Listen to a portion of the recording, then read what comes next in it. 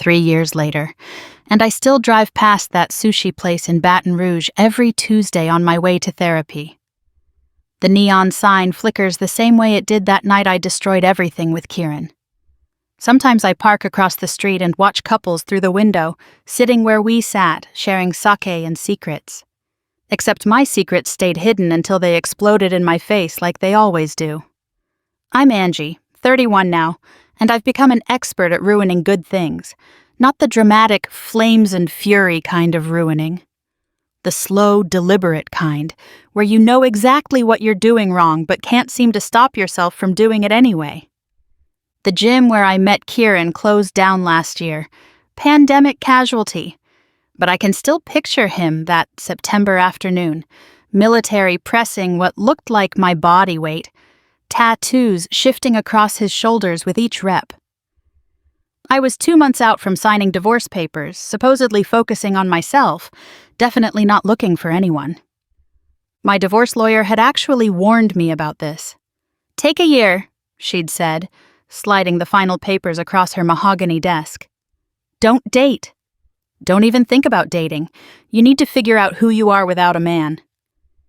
But I'd never been without a man.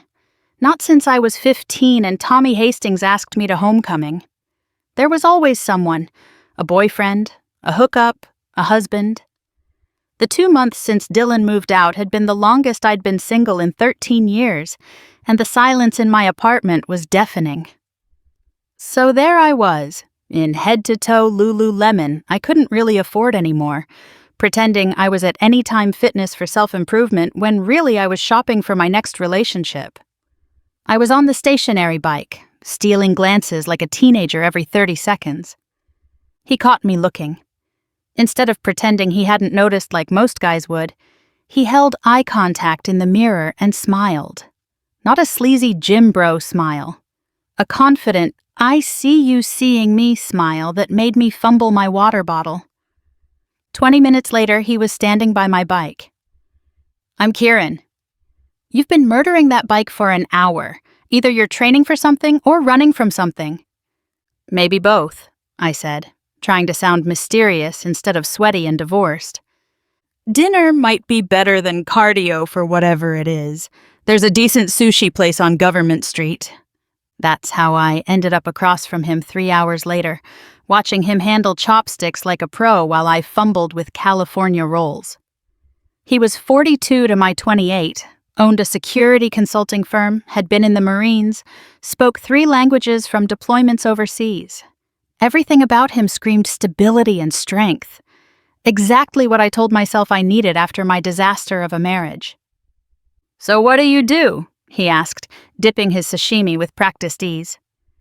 "Marketing coordinator at a medical supply company," I said, upgrading my actual title of marketing assistant without even thinking about it. See how easy the lies came? Like breathing. "What about security consulting?" "That sounds intense." "It can be. Mostly it's teaching corporations how not to be stupid with their data." He smiled, and I noticed a thin scar through his left eyebrow. "Less exciting than it sounds. What about you? Always been in Baton Rouge?" "Moved here from Shreveport after—" I gestured vaguely. "Fresh start, you know?" "I do know. Did the same thing after my discharge. Sometimes you need new geography to become a new person. If only he knew how hard I was trying to become a new person right at that table." We were on our second bottle of sake when he asked the question I'd been dreading. "So what happened with your marriage? If you don't mind me asking." The truth sat in my throat like a stone. The truth was that I'd cheated on my husband Dylan with his best friend Ryan the week before our wedding. At my own bachelorette party, in the bathroom of a Nashville honky-tonk while my bridesmaids sang karaoke in the next room. Then I'd walked down the aisle anyway, smiled for photos, danced with Dylan's grandmother, and pretended for 2 years that I was a faithful wife. It had started innocently enough. Ryan was supposed to be the responsible one, making sure the party bus got us from bar to bar safely. He was Dylan's best man, had been his roommate in college, was practically his brother. But I was drunk on champagne and attention, wearing a plastic tiara and a sash that said Future Mrs. Patterson, feeling like my last night of freedom was actually my last night of life. "You okay?" Ryan had found me on the patio of the third bar, escaping the penis straws and squealing friends. "Just needed air," I'd said. But what I meant was I needed to not think about the wedding dress hanging in my childhood closet or the 200 guests arriving in 6 days, or the fact that at 25, I was locking myself into a life that already felt too small. He'd leaned against the railing beside me. "Cold feet?" "Frozen solid." "Dylan's a good guy." "The best," I'd agreed. And he was. That was the problem. Dylan was steady, kind, predictable. He color-coded his closet and meal prepped every Sunday and had already started a college fund for kids we didn't have yet. He was everything a smart girl should want. "But," Ryan had prompted. "But nothing." "I'm just drunk." Except I wasn't that drunk. Not drunk enough to explain what happened next.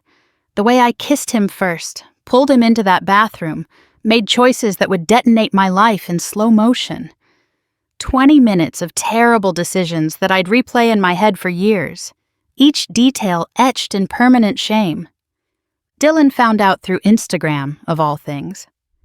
Ryan's girlfriend went through his phone, found our messages, and tagged me in a public post with screenshots. The whole town of Shreveport knew before Dylan got home from his shift at the hospital. He didn't yell, didn't throw things, just looked at me with those kind brown eyes and said, "I would have forgiven almost anything else." But I couldn't tell Kieran that. Not this man who'd talked about honor and integrity, who'd mentioned his ex left him for someone else, who was looking at me like I might be something special. "We grew apart," I said, the lie sliding out smooth as the sake.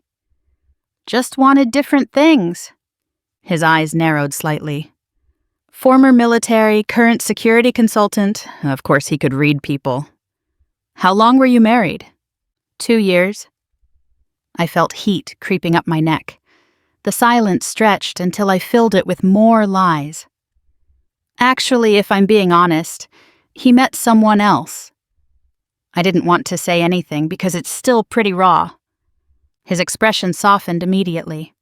"I'm sorry." "That's rough. My ex did the same thing. It's a special kind of hurt, isn't it?" "The worst," I agreed, hating myself but riding the wave of his sympathy anyway. We dated for 3 months. 3 months of me playing the wounded bird, letting him be protective and caring, building our relationship on a foundation of complete bullshit. He was everything Dylan hadn't been. Decisive, dominant, exciting. He planned elaborate dates, sent flowers to my office, introduced me to his business partners as someone special. The differences were intoxicating, where Dylan would ask, "What do you want for dinner?" And accept my indecisive shrug, Kieran would say, "Be ready at 7. Wear the black dress." Where Dylan saved for months to take me to Gulf Shores, Kieran booked last-minute flights to New Orleans just because I mentioned wanting beignets. His condo was all leather and dark wood and military precision. No video game consoles or superhero posters like Dylan's place. Kieran had art on the walls. Real art, not prints from Target. He cooked actual meals with ingredients I couldn't pronounce. He read books about geopolitics and could discuss them intelligently. He was an adult in ways Dylan, despite being a licensed physical therapist, still wasn't. I started staying over more nights than not. Started moving things in incrementally. A toothbrush, then makeup, then entire drawers of clothes. Started imagining a future where I was the kind of woman who belonged with a man like Kieran.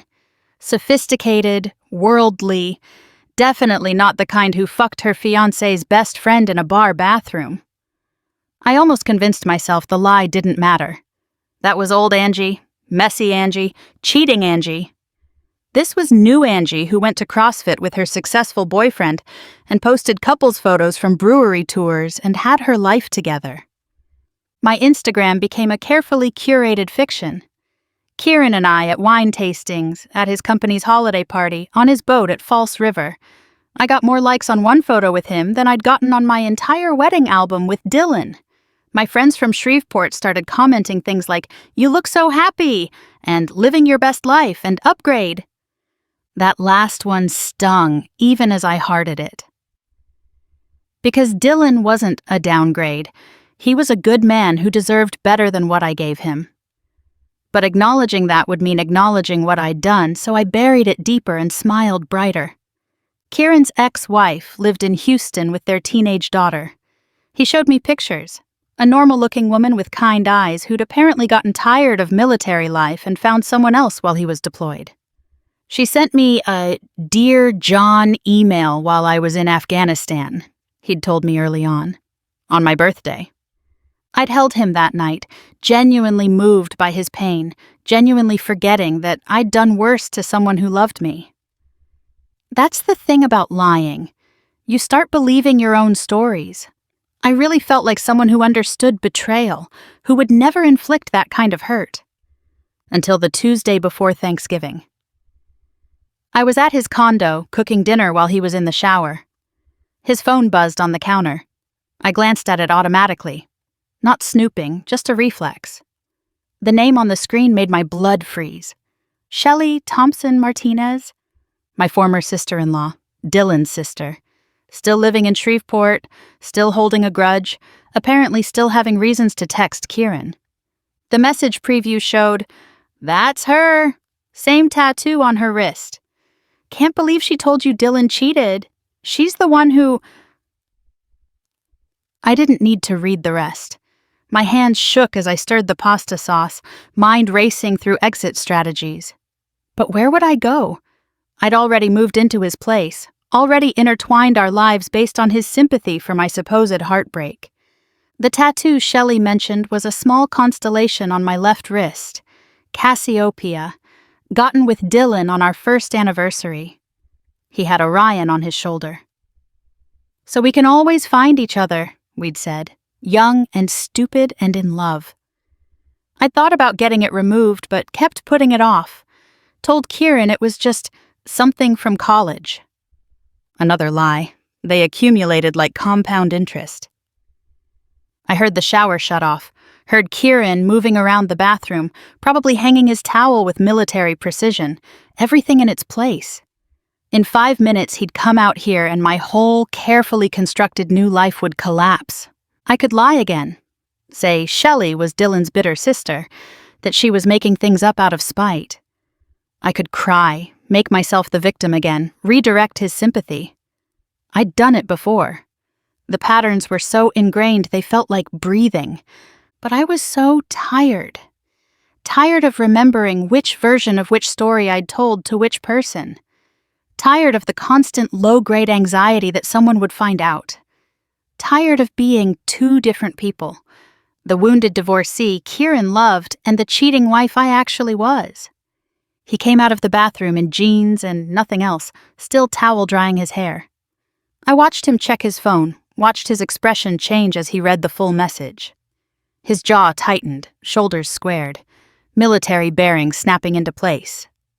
Angie, not babe or honey like usual, just my name, flat and cold. "Dinner's almost ready," I said brightly, desperately. "That wine you picked pairs perfectly with..." Don't. He set the phone down carefully, like it might explode. "Shelley Thompson Martinez. Says she knows you. Says you were married to her brother." I kept stirring. "Small world. Says you fucked his best friend a week before your wedding." The wooden spoon clattered against the pot. I turned to face him, chin up, defiance my default when cornered. "That was years ago. I'm not that person anymore." "No?" "Because the person I've been dating for 3 months was cheated on, betrayed, hurt by someone else's infidelity, remember? We bonded over it. I held you while you cried about it." "I never cried," I shot back, as if that detail mattered. He laughed, but it wasn't amused. "You're right. You didn't. Should have been my first clue. My ex cried plenty when I found out about her affairs. But you? You just collected sympathy like currency." "That's not fair." "I didn't mean..." To look me in the eye and lie. To let me comfort you about something you actually did to someone else. To flip the entire story to make yourself the victim? I folded my arms, defensive mode fully engaged. What was I supposed to say, Kieran? Hi, nice to meet you, I'm a cheater. You would have walked away immediately. Maybe. Or maybe I would have respected the honesty and given you a chance. Now we'll never know. Oh, please, I snapped. Don't pretend you're some paragon of virtue. Everyone lies at the beginning of relationships. Everyone presents their best self. He pulled on a t-shirt, movements sharp with controlled anger. My best self and my real self are the same person. I told you about my PTSD, my failed marriage, my struggles with civilian life. Real shit. Ugly shit. Because that's what adults do. They own their mistakes. I was 25 when I cheated. Am I supposed to wear it like a scarlet letter forever? You were 28 when you lied to me. That was 3 months ago, not 3 years. You're still doing it, Angie. Still choosing deception over discomfort. He moved around the bedroom, gathering my things with military efficiency. Phone charger, jewelry from his nightstand, the Louisiana State hoodie I'd claimed as mine. Each item landed in a pile on the bed. You're kicking me out? Over something that happened before we even met? He paused, holding the stuffed elephant he'd won for me at a festival. I'm ending this because you looked me in the eye and lied. Because you took my trust and twisted it. Because you're so unable to face your own choices that you'd rather pretend to be a victim than admit to being a perpetrator. That's bullshit psychology talk. No, it's pattern recognition. You cheated on Dylan. You lied to me. What happens when things get tough between us? When I'm deployed for training? When some new exciting guy shows up? I wouldn't. Based on what? Your track record? Your integrity? You don't have either. He was right. I knew he was right, even as I raged against it, gathering my things while spewing defensive arguments. You don't know what my marriage was like. Dylan was boring. He had no ambition. He was content being a physical therapist in Shreveport forever. I needed more. So leave. File for divorce. Don't fuck his best friend in a bar bathroom. My face burned. Shelley had been thorough with the details, apparently.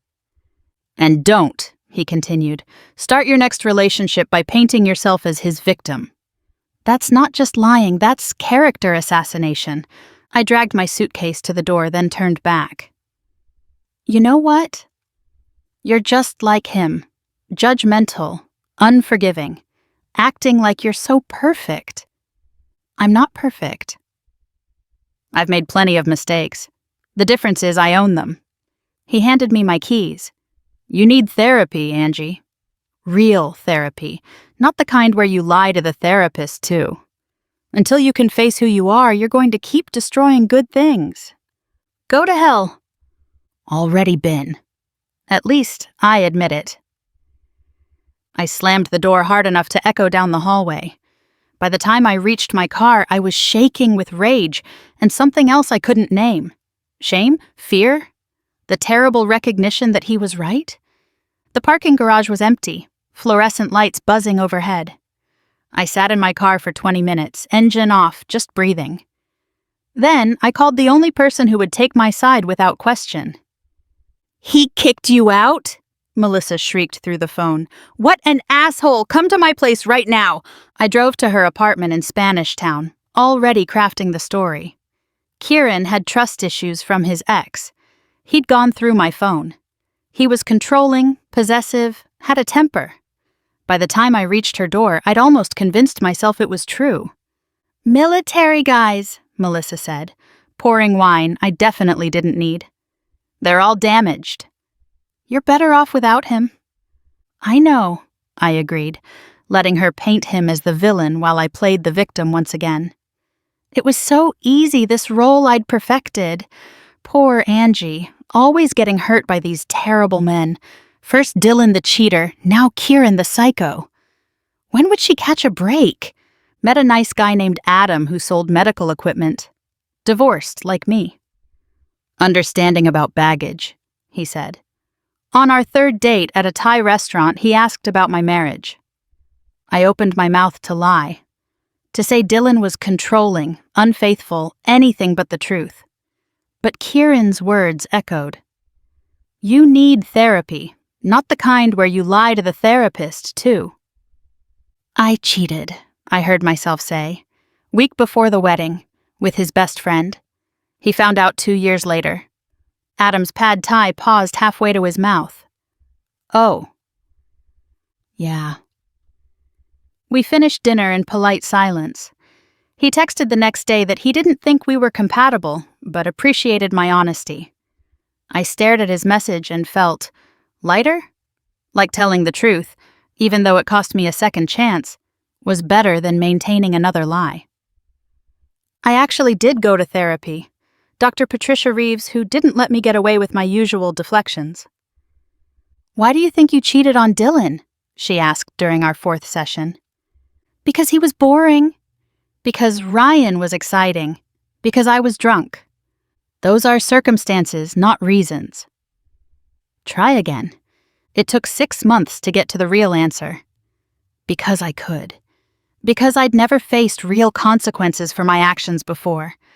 Because lying was easier than disappointing people. Because I'd rather be seen as a victim than a villain, even in my own story.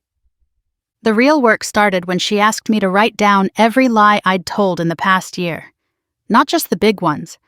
Every single lie, from traffic was horrible when I was late to I love your haircut when I didn't. The list filled 17 pages. Notice any patterns? Dr. Reeves asked. They were all designed to make me look better or avoid conflict. I lied to seem more successful, more put together, more wronged by life. I lied to avoid disappointing people, to dodge difficult conversations, to maintain whatever image I thought they needed to see. And how's that working for you? She asked.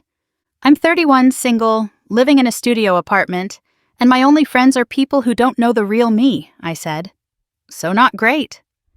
We spent sessions dissecting my relationship with Dylan, how I'd known from the beginning that he wasn't right for me but went along with it because our families expected it, because it was safe, because 22-year-old me thought that's what you did, found a nice guy and locked it down. But instead of communicating that or ending things honestly, you sabotaged it in the most hurtful way possible, Dr. Reeves observed. I gave him a reason to leave me, I admitted. Made myself the bad guy so he could move on guilt-free. How considerate of you, she said dryly. And how did that work out? It didn't, I admitted. It just delayed the explosion and hurt more people. And now? Dr. Reeves asked. Now I'm 31, working as a marketing manager, living alone in a decent apartment in Baton Rouge. I date occasionally, but tell the truth up front. Most guys run. Some stick around for a few weeks before deciding they can't trust me. That's fair. Kieran's business is thriving. I know because I've looked him up on LinkedIn with fake profiles. He's engaged to a woman who runs a nonprofit for veterans. They look good together in the photos from charity galas. Stable, honest, everything I pretended to be. Dylan remarried too. High school teacher, 2 kids already. Shelley posted photos from the wedding. Small, intimate, nothing like the production I'd demanded. He looks happy in a way he never did with me, probably because he doesn't have to wonder if his wife is faithful. Ryan messages me sometimes. Usually late at night, usually drunk, usually some variation of "Remember Nashville?" I don't respond. That version of me, the one who thought consequences were for other people, can't exist anymore if I want to be better. But do I want to be better? Or do I just want to seem better? That's the question Dr. Reeves keeps coming back to. You've learned to tell the truth about your past, she said last week. But are you doing it for growth or for image management? Because you want to change or because you want credit for trying? I don't have an answer yet. Last month, I matched with someone new on a dating app. Trevor, 35, divorced, investment banker. His profile said he valued honesty above all else. I almost swiped left, knowing how that conversation would go. But something made me message him. We met for coffee. When he asked about my past relationships, I told him everything. The cheating, the lying, the therapy. He listened without judgment, then said, "I appreciate you telling me. That takes guts. We've been on 4 dates now." He's cautious, which I understand. I catch him studying me sometimes, probably looking for red flags. When my phone buzzes, he notices if I flip it over too quickly. When I mention male co-workers, he listens for tone changes. He's protecting himself from what I might be. "I'm not going to cheat on you," I said last night after catching him glance at my phone again. "I hope not," he replied. "But hoping isn't trusting. That has to be earned." He's right. Kieran was right. Dr. Reeves is right. Trust has to be earned, and I demolished my credit in that department. Now I'm rebuilding from bankruptcy, one honest conversation at a time. But here's what nobody tells you about being a reforming liar. The truth is addictive too. Once you start telling it, you can't stop noticing all the small deceptions everyone uses. The married coworker who takes off his ring at happy hour, the friend who calls in sick to interview elsewhere, the elaborate social media constructions of perfect lives. We're all liars. I was just worse at it than most. Or better, depending on your perspective. Good enough to fool Dylan for 2 years, bad enough to think I could fool Kieran forever. Sometimes I draft messages to him. "You were right. I'm in therapy now. Thank you for calling me on my bullshit." I never send them. What would be the point? To make myself feel better? To seek absolution? That's just another form of manipulation. Instead, I sit with the discomfort of being known as a cheater and a liar. I tell my truth to new people and watch them process it, decide if I'm worth the risk. Most decide I'm not. That's fair. That's consequences. Trevor might stick around, he might not. Either way, I'll tell the truth about it. Not because I'm reformed or healed or suddenly virtuous, but because Kieran was right about one thing. Living with secrets is exhausting. The truth might cost me relationships, but lies cost me myself, and I'm tired of paying that price. So I drive past that sushi place every Tuesday, remembering the moment I chose deception over disclosure. The sake was warm, the lights were dim, and I was still someone who thought I could outrun my choices. Now I'm someone who admits them up front and watches people walk away. It's progress, probably. Dr. Reeves says growth isn't linear, that I'll backslide and make mistakes, but at least they'll be honest mistakes now. At least when I fuck up, I'll own it. That's all Kieran wanted. That's all Dylan deserved. That's all anyone asks for, really. The truth, even when it's ugly. Especially when it's ugly. Because pretty lies are just delayed explosions, and I've got enough shrapnel in my past to know better. But knowing better and doing better are different skills. I'm working on it. One confession at a time, one rejected date at a time, one therapy session at a time. It's not a redemption story, it's just a story. Mine to own, finally, without revision.